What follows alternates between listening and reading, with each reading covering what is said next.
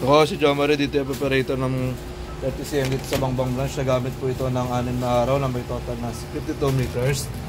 Ito yung printer head. Last palit po ito ng April 2024. Capping na may good condition na 60%.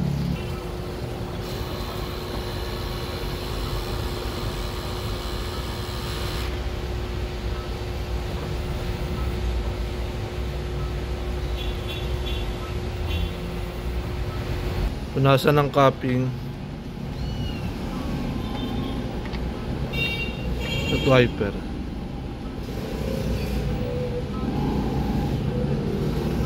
Nozzle check.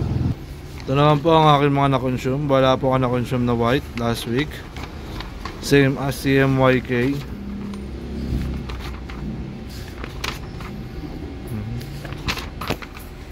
Meron din po sa powder. Ay, isang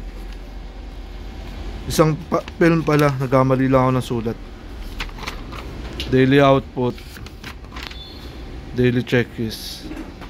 Dito naman po nakalagay yung consumables ko.